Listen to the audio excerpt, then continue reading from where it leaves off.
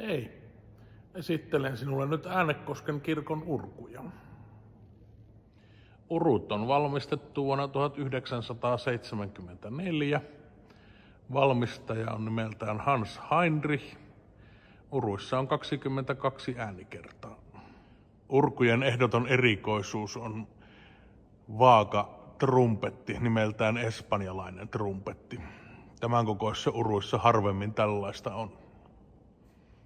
Tästä painikkeesta urut käynnistetään. Ja valokytkin löytyy täältä alta. Täältä näin. Silloin urkuihin tulee valot. Tässä urussa on 2 sormiota ja jalkio, joka näkyy tuolla alla.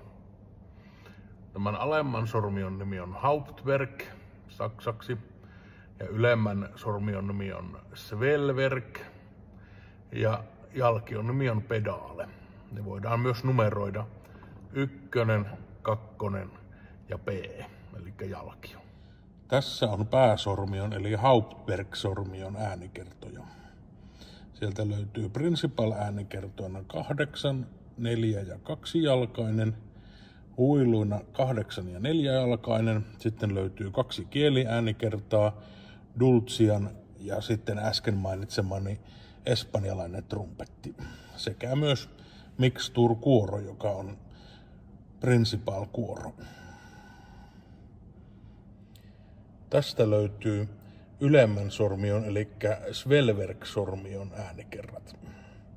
Sieltä löytyy 8-jalkainen viulu, 8-jalkainen huilu, sitten löytyy 4 ja 2 ja 1 jalkaisia prinsipaaleja. 1-jalkainen prinsipaali ei ole kovin yleinen äänikerta uruissa. Sitten löytyy myös 1 äänikerta, kieliäänikerta nimeltä Krummhorn.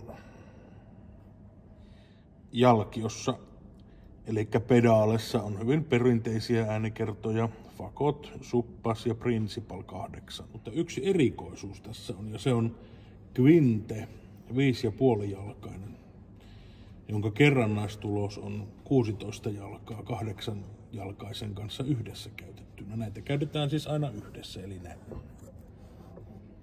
No, mitä nämä äänikerrat sitten oikein ovat? No, ne ovat urkujen ääniä. Jokaisella äänikerralla on oma luonteensa ja sointikorkeutensa ja niitä yhdistelemällä urkuri muodostaa urkuihin haluamansa äänen. Tehdään yksinkertainen perinteinen rekisteri, eli valitaan tietyt äänikerrat. Tehdään rekisteröinti, jonka nimi on pleno. Plenoon tulee aina 8-jalkainen pohjalle, 4-jalkainen, 2-jalkainen ja kruunuksi laitetaan kuoro nyt. Ja tältä se kuulostaa.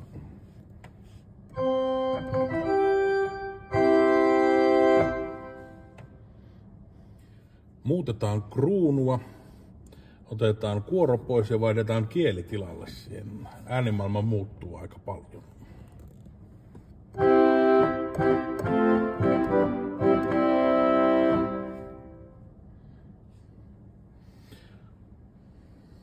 Voidaan vieläkin muuttaa. Otetaan kieli pois ja 4-jalkainen, jolloin meille tulee aukkopleno, 8 ja 2.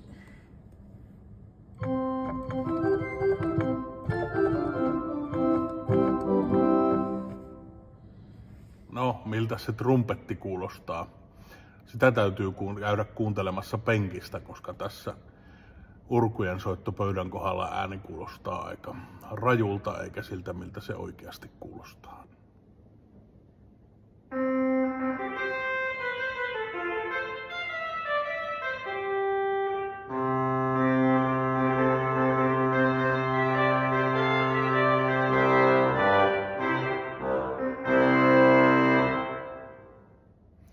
Ylemmän sormion eli Svelwerkin äänet ovat tässä urussa lähes kopioita alemman kanssa, mutta hiukan pehmeämpiä. Esimerkiksi 8-jalkainen Kedak, joka vastaa alemman 8 prinsipaalia, kuulostaa tältä.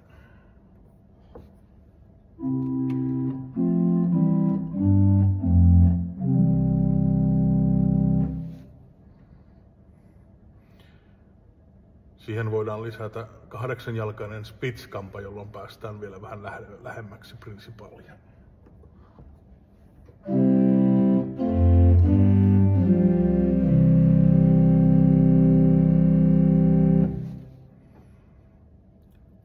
Svelverkillä on myös omat erikoisuutensa, kuten mutaatioäänet.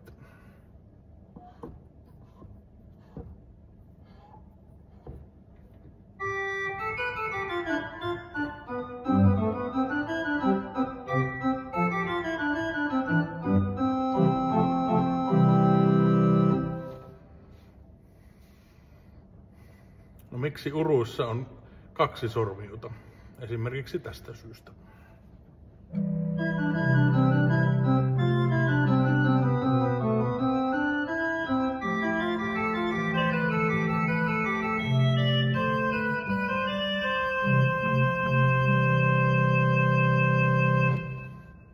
Voidaan siis soittaa säästävää ja sooloääntä eri sormioilta, jolloin voidaan käyttää eri ääniä. Mitäs jalkiolla yleensä tehdään? Jalkiolla soitetaan bassoääniä pääsääntöisesti.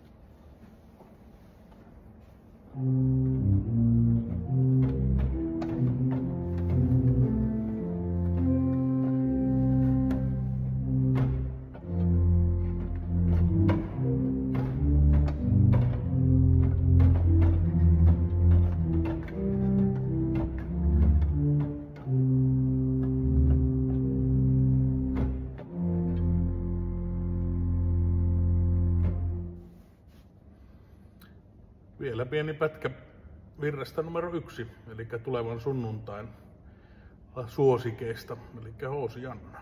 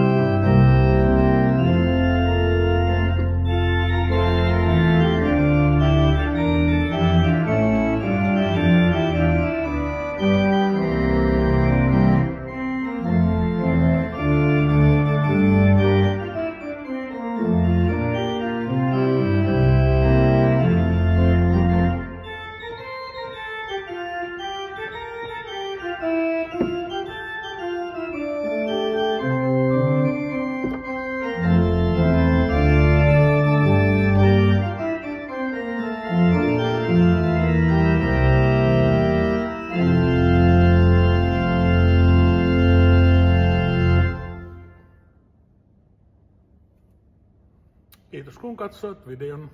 Hei hei!